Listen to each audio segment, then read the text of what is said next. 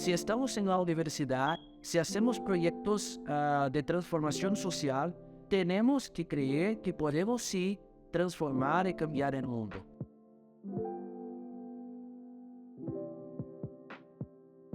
El tema de mi tesis es sobre la influencia de Paulo Freire a la comunicación y educación. Bueno, Paulo Freire es uno de los más importantes teóricos de la educación de nuestro país y de Latinoamérica y del mundo. Es muy conocido y reconocido en todas las universidades del mundo. Por ejemplo, la educación de Finlandia es conocida como la mejor educación del mundo.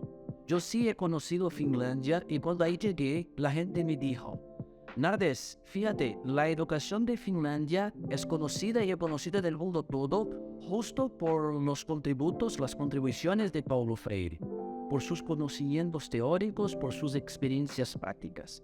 Entonces yo he tratado justo las influencias de Paulo Freire en la línea Comunicación-Educación, que es una línea de investigación en el doctorado de Comunicación de la Universidad de São Paulo.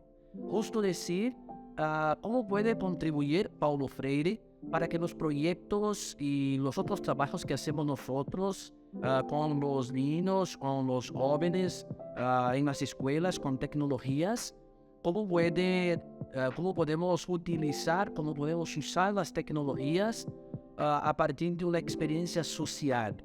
Fíjate, no solo apenas utilizar por utilizar las tecnologías, sino que trabajemos justo con intereses sociales, con temas sociales.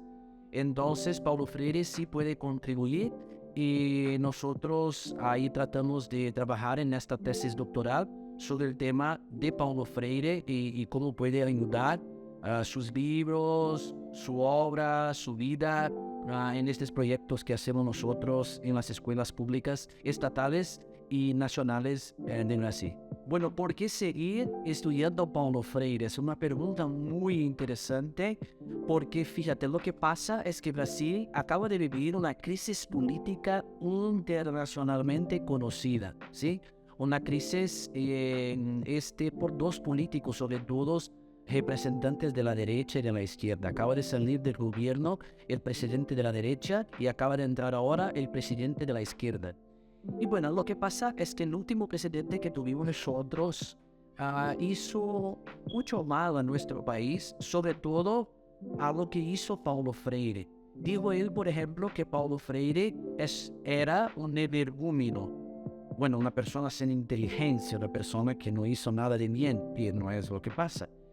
Entonces, lo que pasa es que hoy en nuestro país hay muchos presupuestos públicos para universidades, para posgrados, para volver a tratar del tema Paulo Freire y para poner en práctica su conocimiento. Este expresidente, por ejemplo, dijo que el fracaso de la educación de Brasil es culpa de Paulo Freire.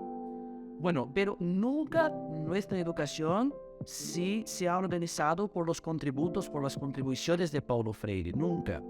Entonces, las investigaciones que estamos haciendo ahora nosotros es justo cómo tratar de poner en práctica lo que dijo Paulo Freire. Porque lo que dijo a las personas es justo, muchas personas, especialmente la gente de la derecha, es que el fracaso de la educación es culpa de Paulo Freire y que no se ve sus contribuciones en la práctica, que sus contribuciones son solamente teóricas. Entonces lo que tratamos ahora es justo de poner en práctica lo que dijo Paulo Freire. Y en estos proyectos que hacemos nosotros de educomunicación, por ejemplo, de educación de comunicación, con el uso de tecnología, con la experiencia de los niños, de los jóvenes que van a campo, que tratan con la gente, que tratan temas sociales de los derechos humanos, por ejemplo, temas sociales de todos los tipos, es justo decir, bueno, ahí está, en los videos que hacen los niños, en los podcasts que hacen los jóvenes y que tratan de estos temas con una cultura muy interesante e inteligente sobre los temas sociales, es justo la vida y obra de Paulo Freire ahí traducida en experiencias prácticas.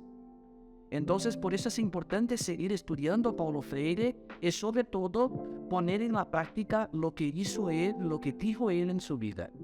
Hay un ejemplo muy interesante de la obra de Paulo Freire que es justo un proyecto que hacemos nosotros con 10 jóvenes de escuela, bueno, de la preparatoria, que en Brasil llamamos de enseñanza mediana, donde ellos estaban a tratar el tema de la meritocracia, que es un tema muy fuerte en Brasil.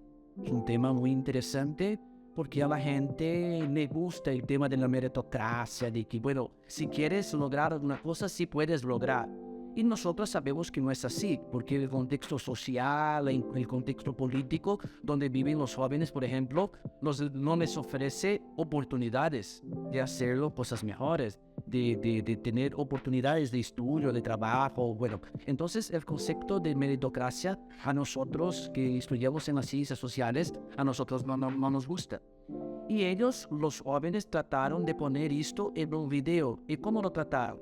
Pusieron 8 personas sociales para representar las personas sociales en una pista de corrida. Yo creo que así es, ¿verdad? Para atletismo, ¿sí? Y bueno, ahí tenía, por ejemplo, un hombre, una mujer, un negro de piel negra, un blanco, un heterosexual, un homosexual, un joven del centro de la ciudad, un joven de la periferia. Bueno, para representar las más distintas camadas populares, ¿me explico? Entonces, y antes de empezar, todo grabado en video, justo para exhibir la experiencia para la gente. Antes de empezar, los jóvenes empiezan a empiezan a hacer preguntas para las personas que ahí están. Por ejemplo, van a pedir para que la gente que sea hombre se pongan de 10 metros adelante. Entonces todos que ahí estaban, los hombres, se van a poner 10 metros adelante. Ahora los blancos, bueno, los blancos se van a poner 10 metros adelante. Ahora los heterosexuales se van a poner 10 metros adelante. Ahora los que viven en el centro de la ciudad y que tienen buenas casas, se van a poner 10 metros adelante. Lo que pasa es que después de un conjunto de 10, 12, 15 preguntas que hicieron ellos, el hombre blanco heterosexual del centro de la ciudad estaba como que 120 metros adelante de la mujer negra homosexual que vive en las calles más sencillas de la ciudad, en los barrios más sencillos de la ciudad. Bueno, esta representación es muy importante en el video para que no solo los jóvenes que ahí están, sino también la gente que va a asistir a este video, que va a ver este video, ¿sí? Puede entender que la meritocracia no tiene sentido. ¿Por qué? Porque hay gente que tiene mucho más oportunidades y que van a salir siempre a la delantera porque tiene oportunidades que otras personas no tienen. Entonces, de esos 10 jóvenes que participan de este proyecto, 9 eran a favor del concepto de meritocracia. Y después de esta experiencia, de los 9, 8 dijeron, no soy más a favor del concepto de meritocracia, porque yo he entendido con esta experiencia, a partir de Paulo Freire, a partir de lo que dijo Paulo Freire en Pedagogía del Oprimido, por ejemplo, porque antes de hacerlo, el video, sí leyeron Paulo Freire y sí entendieron, después de estas experiencias, que el concepto de meritocracia no tiene sentido. Entonces, ahí está una representación, un ejemplo muy interesante, muy importante, de la transformación social a partir de Paulo Freire, de la transformación de la gente a partir de Paulo Freire.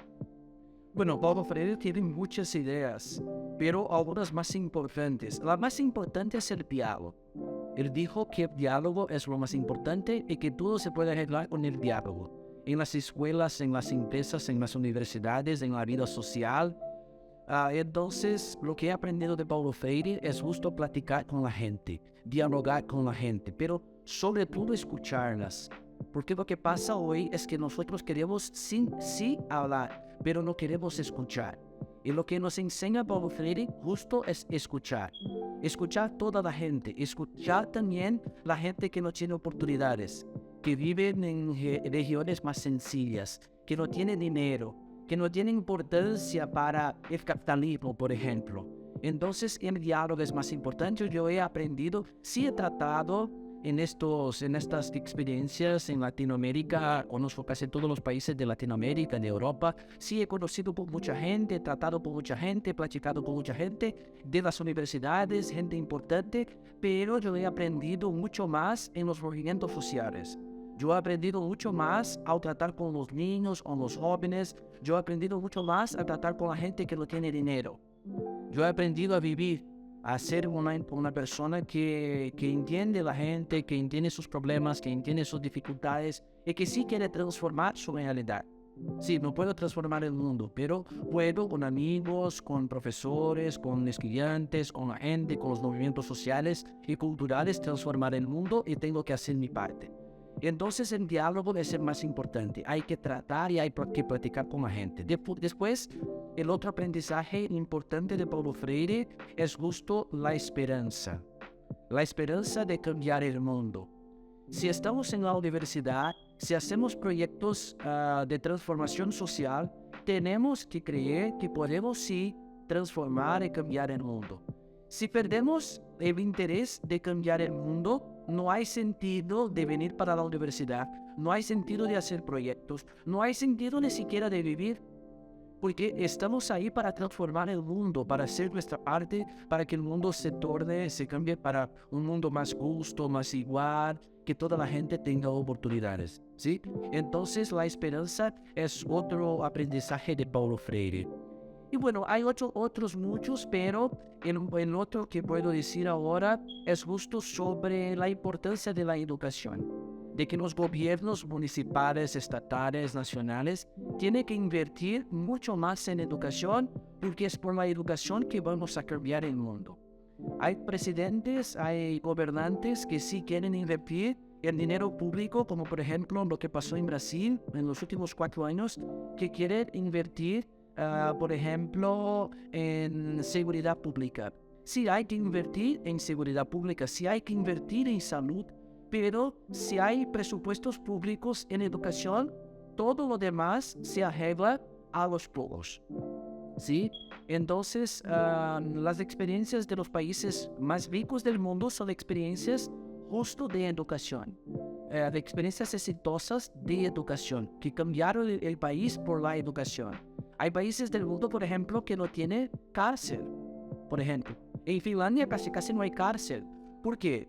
Porque la gente tiene educación. Entonces la gente que tiene educación, a ella le gusta mucho más estudiar, trabajar, tratar con la gente y afastarse de la violencia y afastarse del crimen, por ejemplo.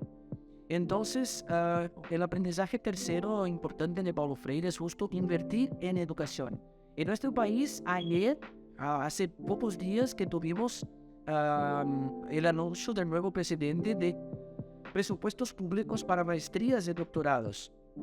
Y que se va a ampliar los presupuestos públicos para maestría y doctorado. Eso es muy importante. Y que se va a invertir mucho más en la enseñanza fundamental, que es nuestra primaria y nuestra secundaria. Y que va a investir mucho más en la enseñanza media, que es nuestra preparatoria. Entonces, esto es muy importante. El presidente que tenemos ahora nosotros es un presidente que fue muy amigo de Paulo Freire. Los dos sí se conocieron, sí trabajaron juntos y bueno, está inspirado nuestro presidente, el actual, que es un buen presidente, está inspirado justo en las contribuciones de Paulo Freire. Y bueno, está muy interesado en el tema de la educación. Entonces, los 3 más importantes puntos de Paulo Freire, justo el diálogo, la esperanza y la educación. Bueno, para mí, educar, aprender y comunicar son 3 cosas muy importantes. Yo soy profesor universitario y también trabajo con niños y con jóvenes de mi país en proyectos de educación y comunicación. Y cuando entro en clase, cuando voy a platicar con los niños y con los jóvenes, pienso que ahí estoy para cambiar el mundo. La educación y la comunicación sí pueden cambiar el mundo. Entonces estoy ahí no solo para enseñarlos, pero también para aprender con ellos. Esto es lo más importante de educar y de aprender. No hay más sentido el profesor llegar en la clase y decir, bueno, yo soy el señor del conocimiento. Yo sé todo y ustedes no saben nada. Entonces me van a escuchar por 4 horas y ustedes me van a escuchar porque yo soy el dueño del conocimiento y ustedes son seres sin inteligencia y que nada saben. no hay sentido. No hay sentido porque los niños, los jóvenes, por ejemplo, sí tienen conocimiento. Sí están ahí tratando en las redes sociales, en el internet. Sí tienen vidas sociales. Y reconocer el conocimiento de los niños, de los jóvenes, es muy importante en la práctica pedagógica. Es lo que hago yo. Entonces, cuando llego a la primera cosa que me gusta es hacer un círculo, así es, ¿verdad? Hacer un círculo. Bueno, para que no haga aquel que está cerca del profesor y el otro que está más para allá. No, estamos en el mismo nivel de conocimiento. Y a mí me gusta sí trabajar con el profesor sentado y no de pie. Justo para decir a mis alumnos, a mis estudiantes, estamos en el mismo nivel de conocimiento. Yo sí, claro, soy articulador. Yo sí, claro, soy mediador del conocimiento porque he estudiado. Pero sí quiero conocer sus conocimientos y quiero reconocer sus conocimientos y sobre todo sus saberes en las experiencias que han vivido los niños y los jóvenes, ¿sí? Entonces, es la cuestión de las múltiples inteligencias. Hay múltiples inteligencias. Hay la inteligencia para matemáticas, hay la inteligencia para los idiomas, hay la inteligencia para la música, hay inteligencia para cocinar, hay inteligencia para tocar instrumentos musicales. Hay muchas inteligencias, ¿sí? Y creo que es importante enseñar y aprender y reconocer todas y comunicar sobre todas las inteligencias. Lo que pasa es que las escuelas convencionales, las escuelas tradicionales, a ellas les interesa solamente la inteligencia en matemática y en idiomas, solo. En caso de Brasil, en portugués. Entonces los niños y los jóvenes que no van bien en portugués y en matemáticas son tidos por las escuelas, son reconocidos por las escuelas como malos alumnos, porque a ellos no manejan bien las matemáticas, por ejemplo. A ellos no les gustan números, por ejemplo. Y las escuelas van a decir, bueno, no son buenos alumnos. No, puede ser que tienen otras inteligencias que sí son muy importantes para la transformación social. Tienen una inteligencia musical, por ejemplo, que yo no tengo. A mí me encanta música. Yo escucho música casi todos los días y no sé manejar ni siquiera un instrumento. Entonces sí, la música es importante, el arte es importante, la cultura es importante, el teatro es importante, la cocina es importante. Yo sí, a mí me gusta comer, pero yo no tengo la inteligencia para cocinar. Entonces sí, es una inteligencia. Todas las inteligencias, todas las formas de ser y de estar en el mundo son importantes. Lo que pasa es que las escuelas tradicionales, sí, a ellas les interesa solamente matemáticas y lenguas. En mi caso de Brasil, portugués. Y yo, en mi práctica de enseñar y de aprender, sí trato de reconocer todas las inteligencias. Si un alumno no le gusta, a él no le gusta de matemáticas, por ejemplo, le puedo decir, no te preocupes, no es la peor persona del mundo porque no manejas bien las matemáticas, porque sí puedes manejar música, sí puedes manejar otras inteligencias que yo no las tengo, por ejemplo, y que puedo aprender con usted, ¿sí? Entonces, esto es educar, esto es enseñar y esto es comunicar. Para mí, es reconocer todas las maneras de aprendizaje y reconocer todos los tipos de conocimiento y todos los saberes.